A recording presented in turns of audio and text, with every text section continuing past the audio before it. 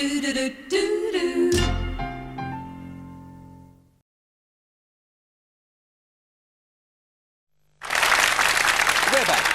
and we can't be sexist on this program. You've met James Healy, and I assume that would appeal to the majority of the female viewers watching our show today. And now something for us men, and also for the women too, because everyone admires Ita Buttrose. Ita. Hello, Bert. Hi. How are you? Oh, well, thank you. That's good. Ita, today we're talking about children, and I know it's a particularly keen subject for you, especially the exploitation and the punishment and the crimes that are perpetrated against kids. Well, I think it's become so risky now to let your children out. And I think any of us with children are wondering, what can we do to make sure they're safe? I mean, crimes against children are on the increase. And are we supposed to lock our children up and not let them enjoy freedoms that we all enjoyed when we were kids? Do you think, Ita, it's on the increase, or simply because nowadays we hear about the crimes? Well, I think it's a bit of both. I spoke with the Institute of Criminology in Canberra yesterday just to sort of check out a few figures. And it's very hard to get figures for all sorts of abuse against children nationally because some states report and some don't. But they said that what's happening is that there is more awareness and therefore there is more reporting. But I think there is also more violence. I mean, if I think back to when I first started work, and I was 15 and then 16 when I became a cadet journalist, and I was working shift work, so that meant I would work from 2 in the afternoon till 11 at night. Well, I used to be able to get a tram to Rose Bay where I lived and then take a bus home and get home, say about midnight or 12:15, perfectly safely. There's absolutely no way I would let my daughter do that today, or my son for that matter.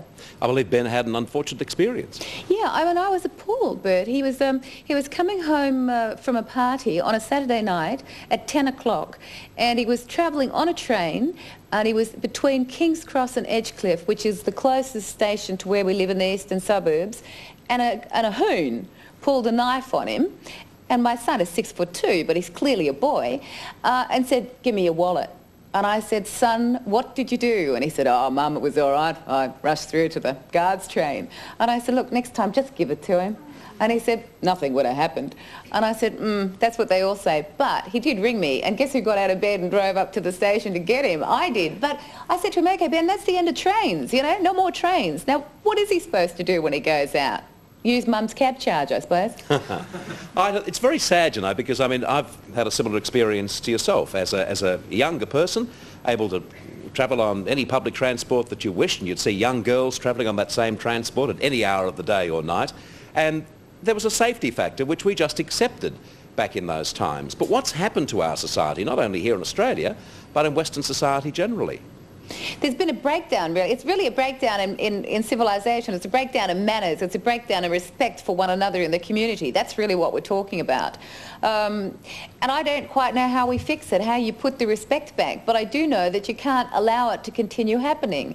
And those of us with children who have to grow up free and able to experience things can't be kept in cotton wool. But I think it is reaching a stage where we're now saying to kids, certainly smaller kids, not older ones like mine, but you know, you mustn't talk to strangers. And in Sydney, for example, which I think is probably the most violent of all places, even little old ladies are considered as something dangerous by kids now. And really, even the exchange between the elderly and the young is being removed because everyone is so frightened that somebody may be dangerous.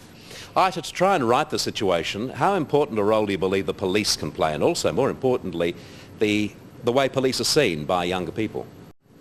Well, obviously we'll have to do something to make public transport safer, for example, trains and buses and so on. And I think that we may be reaching a stage where we will need police or a guard in every train or on every bus. Now that would add an awful expense to our overloaded transport system. But they do have police riding trains, for example, in the States, and it does seem to have removed a great deal of the violence.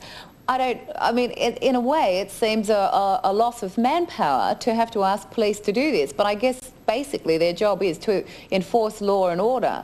So I think we may have to consider it. And And with smaller children, we then have to consider whether our streets are safe at all. I mean, every day we read of horrendous crimes against young people, young kids, 4-year-olds, 6-year-olds, 8-year-olds.